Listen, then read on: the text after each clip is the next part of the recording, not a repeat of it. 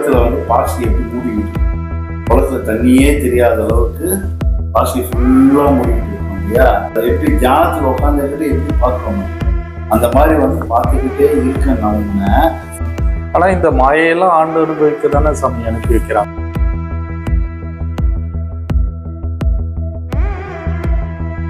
உலக வாழ்க்கையும் சம்பாரி, நல்லா சம்பாரி, நல்லா குடும்பத்தை பார்த்துக்கோ, எல்லாமே பண்ணு.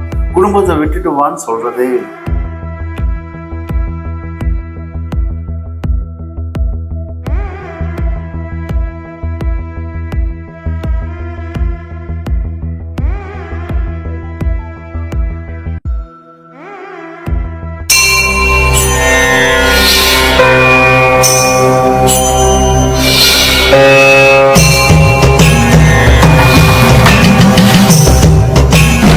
குருவுக்கு சமர்ப்பணம்.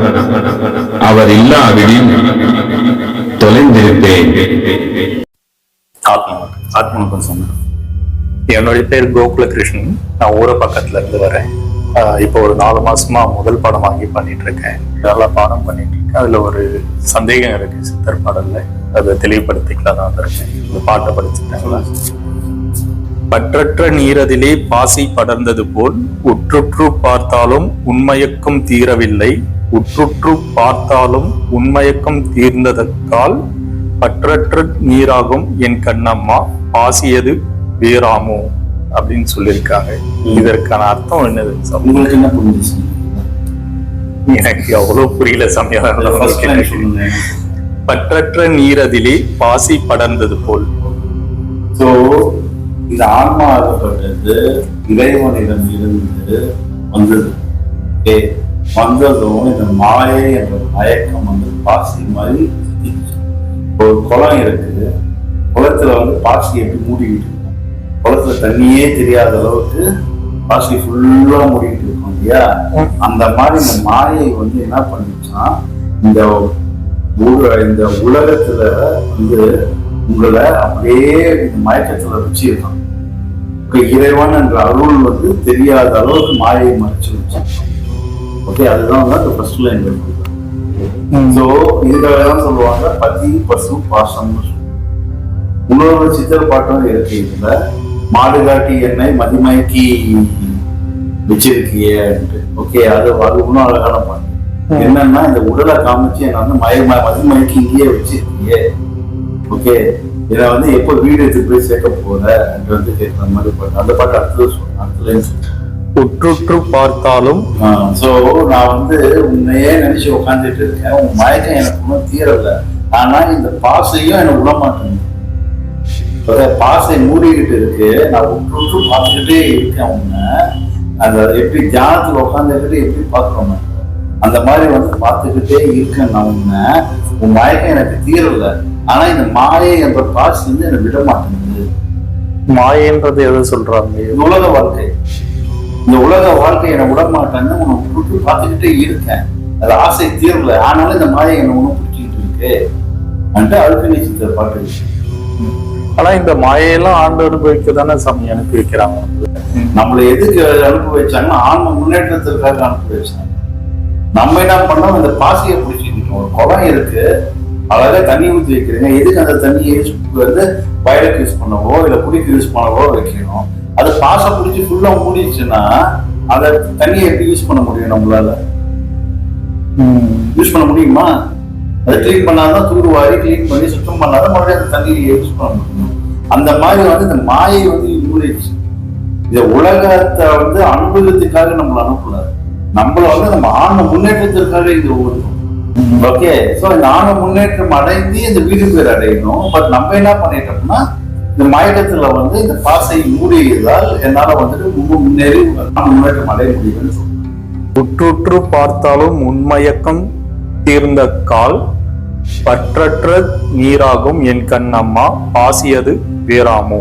இதை வந்து பிரிக்க தெரியணும். பற்றற்றவன் நீ. ஓகே, உன்னை பிடிக்க தெரிஞ்சதுன்னா பாசி வேறுன்னு எனக்கு தெரிஞ்சிடும். அது தேவையில்லாத பொருள்னு எனக்கு தெரிஞ்சிடும். உன்னை பற்றற்றவனை நான் பற்றி கொள்வது எப்படி என்று கேட்கிறாரு.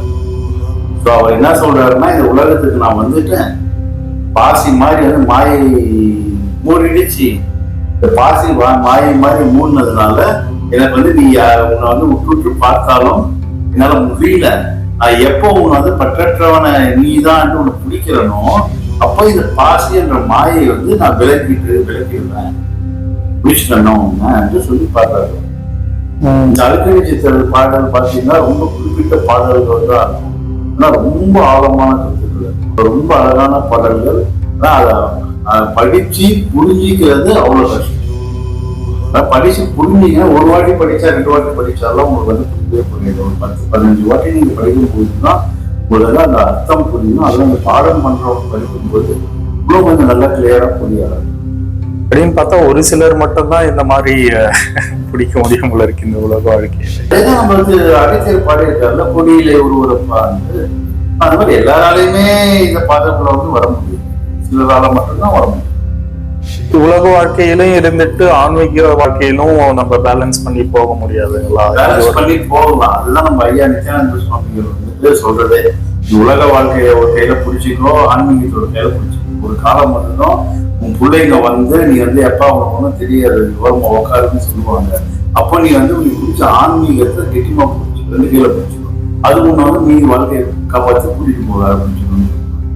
ஸோ வந்து நம்ம இப்ப இங்க என்ன சொல்லி தரோம்னா உலக வாழ்க்கையை விட்டுன்னு சொல்லவே இல்லை. உலக வாழ்க்கையும் சம்பாரி, நல்லா சம்பாரி, நல்லா குடும்பத்தை பார்த்துக்கோ, எல்லாமே பண்ண. ஒரு கையில வந்து இந்த ஆன்மீகத்தையும் ஆன்ம முன்னேற்றத்திற்காக நீ டெய்லி ஒரு 2 மணி நேரம் ஒதுக்கு. 24 மணி நேரம் இல்லை 22 மணி நேரம் குடும்பத்துக்காக ஒதுக்கு, 2 மணி நேரம் உனக்காக ஒதுக்கு. ஓகே, ஒரு காலத்துல வந்து உன் குடும்பம் அந்த 22 மணி நேரம் ஒதுக்கணும். உன் குடும்பம் வந்து எப்ப நீ ஓரமா உட்கார உங்க வேலை முடிச்சு நாங்க பார்த்துக்கலாம் சொல்லுவோம். அப்ப 24 மணி நேரமும் ஆன்மீகத்தை பத்தி. அதுதான் வாழ்க்கை முன்னேற்றமே தவிர்த்து, அதுதான் வாழ்க்கை முன்னேற்றத்திற்கே தவிர்த்து நீங்க வந்து இப்ப வந்து யாருமே உங்களை வந்து உலக வாழ்க்கையை விட்டு ஆன்மீகத்துக்குள்ள கம்ப்ளீட்டா போன்னு சொல்ல மாட்டோம். ஓகேங்களா? ஆன்மீகத்தை விட்டுட்டு உலக வாழ்க்கையிலேயே இருந்து சொன்னோம்னா ஆன்ம முன்னேற்றமே கிடைக்காது. இப்ப கூட ஒரு 2 மாசத்துக்கு முன்னாடி வந்து நம்ம ஆசிரமத்துக்கு வந்து ஒரு பையன் வந்தான். அவன் வயது கேட்டீங்கன்னா 17 வயது தான். அவ்வளோ ஆர்வம் ஆன்மீகத்துக்கு. நான் வந்து இது எப்படியா கத்துக்கிட்டு நல்லா வரணும், இந்த ஆன்மீக பாதையில ஓடணும் எனக்கு ரொம்ப பிடிச்சிருக்குன்னு சொன்னாரு. பட் அவங்க தந்தை வந்தாரு. தந்தை வந்து அப்படியே நேர்மாறு. என்னன்னா அவங்களுக்கு வந்துட்டு எனக்கு ஒரே பையன், இவன் இந்த மாதிரி வந்துட்டான்னா அவன் வந்து அப்புறமா நான் என்ன பண்றது, நான் எப்படி பார்த்துக்கிறது, குடும்பம் எப்படி நடத்துறது, இவன் இந்த மாதிரி ஆன்மீகவாதியா போயிடுறானே. பட் வந்து அவங்க தந்தை புரிஞ்சுக்க வேண்டியது ஒரு விஷயம் என்னன்னா, நம்ம இங்க குடும்பத்தை விட்டுட்டு வான்னு சொல்றதே, நம்ம இங்க நீ வந்து சன்னியாசம் எடுக்கணும்னு சொல்றதே இல்லை. சில இடங்கள்ல இருக்கு சன்னியாசம் எடுக்கணும், பட் நம்ம இடத்துல வந்து நம்ம யாரையுமே சன்னியாசம் எடுக்கணும், குடும்பத்தோட இரு. நம்ம ஐயாவே நிறைய இடத்துல சிலருக்கு வந்து நீ கண்டிப்பா கல்யாணம் பண்ணிக்கணும், கல்யாணம் பண்ணிக்கணும்னு சொல்லி வற்புறுத்தி கல்யாணம் பண்ண வச்சிருக்க. குடும்பத்தோட தான் இருக்கணும்னு சொல்லி. இன்னும் போனா கணவன் மனைவி 2 பேரும் ஒன்னா வாங்க என்று சொல்லி கூட சொல்லியிருக்காரு அவரு. சோ எதுக்கு இந்த மாதிரி என்ன, நீ குடும்பத்தோட இருந்து பண்ணும்போது வந்து உனக்கு இந்த அவங்களுக்கும் அந்த புரிதல் இருக்கும், குடும்ப வாழ்க்கை ஸ்மூத்தா போகும். நம்ம இங்க உபதேசம் வாங்குறவங்க வரவங்க கிட்ட கூட நம்ம என்ன சொல்லுவோம், உங்க வீட்டுல கலந்து பேசுனீங்களா, இந்த மாதிரி வர்றது தெரியுமா, தெரியாம வராது. தெரியாம வந்தாருன்னா அவங்க மனைவிக்கு தெரிஞ்சதுன்னா மறுபடியும் அவங்க சண்டை போட்டு வந்து அடுத்த வாட்டி அனுப்ப மாட்டாங்க. தெரிஞ்சு புரிய வச்சுட்டு வாங்க, இதனால ஒன்றும் ஆக போறது இல்லைன்னு நம்ம எல்லாருக்கிட்டையுமே சொல்லி அனுப்புறது. அதனால இந்த உலக வாழ்க்கையை விட்டாதான் ஞானம் வரும், உலக வாழ்க்கையில இருந்தே ஞானியாகும். அதுல ஒன்றும் தப்பு இல்லை. ஒரு காலம் வரைக்கும் முடிஞ்சதுன்னா அதுக்கப்புறம் வந்து நீங்க முழு நேரமும் இப்போ நானும் இருக்கேன், என் மனைவியும் இந்த பாதையில இருக்காங்க, குடும்பமும் நடத்திக்கிட்டு இருக்கோம், குழந்தை இருக்கு, அப்பா அம்மாவோட தான் வாழ்ந்துகிட்டு இருக்கோம். எங்கேயுமே எதுவுமே தடையா நிக்கவே இல்லையே நம்மளுக்கு நம்ம ஆன்மீக பாதையை அது பாட்டிக்கு போகுது, குடும்ப வாழ்க்கை அது பாட்டிக்கு போய்கிட்டு தானே இருக்கு. இன்னும் தெளிவா இருக்கு. ஸோ நம்மளுடைய ஆன்மீக பாதை ஒன்றும் தெளிவா இருக்கு, ஒன்றும் தெளிவா போய்கிட்டு இருக்கு. இதனால ஒரு பிரச்சனையுமே இல்லை. இப்போ துறவரம் போயிட்டு அவங்க துறவோட இந்த ஆன்மீகத்தை நோக்கி போறாங்க. நம்ம குடும்ப வாழ்க்கையில இருந்து ஆன்மீகத்துல ஈடுபட்டு இருக்கோம். ஸோ இது 2 பேருக்கும் அந்த மோட்சம்ன்ற அந்த நிலை வந்து ஒன்னாதான் நடக்குமா, இல்ல துறவு கொண்டு ஆன்மீகத்துல இருந்தா சீக்கிரமா அவங்களுக்கு? அந்த மாதிரி எல்லாம் எதுவுமே இல்லை. நீ துறவரம் நீங்க இருந்தாலும் நீங்க வந்து சம்சாரியாக இருந்தாலும் உங்க மனம் எப்போ வந்துட்டு செம்மை அடையுதோ அப்போ நீங்க ஆன்மீக பாதைக்குள்ள போகுது. இதுக்கு நான் துறவரம் இருந்தாதான் நடக்கும் அந்த மாதிரி, நான் சம்சாரியா இருந்தா நடக்காதுன்னு அந்த மாதிரி. ஓகேங்களா? ஞான பாதையில போறதுக்கு இப்போ நம்ம கோழிக்கோடுல சிவானந்த பரமஹம்சர் இருந்தாரு. அவருக்கு அவங்க குடும்பத்தோடு தான் இருந்தாரு. அதுக்கப்புறம் அவங்க மனைவி காலமானாங்க. அதுக்கு மேல வந்து ஒரு ஆன்மீக பாதைக்குள்ள வந்தாரு. ஸோ அதுக்கு அப்படின்னா வந்து நம்ம வந்து மனைவி இருக்கக்கூடாது, அப்பதான் நான் இதுக்குள்ள வர முடியும் அந்த மாதிரி எதுவும் இல்லை. அவருக்கு அப்பதான் அந்த மனம் செம்மையாச்சு. அவங்க மனைவி இறந்த உடனே அவங்க மனைவி தலையை அவர் மடியில வச்சுக்கிட்டு வருத்தப்படும் போது என்ன இருந்தது என்ன இல்லை அந்த ஆழ்ந்த தேடலுக்கு போகும்போதுதான் அவருக்கு இந்த மாதிரி ஒரு ஞானம் என்ற ஒரு விஷயத்தைய வந்து அந்த சித்த வித்தியா என்ற ஒரு இதையே உருவாக்குங்க. ஓகேங்களா? நம்ம ஐயா பாத்தீங்கன்னா கடைசி வரைக்கும் குடும்பத்தோடு தானே இருந்தாரு. குடும்பத்தோடு இருந்தாரு, மனைவி இருந்தாங்க, பிள்ளைகள் இருந்தாங்க, எல்லாருமே இருந்தாங்க, ஞான நிலை அடைஞ்சாங்க. இதுக்கு வந்து எங்கேயுமே குடும்பத்தை விட்டு வரணும்ன்ட்டு இல்லை சார். என் குருவுக்கு சமர்ப்பணம். அவர் இல்லாவிடில் தொலைந்திருப்பேன்.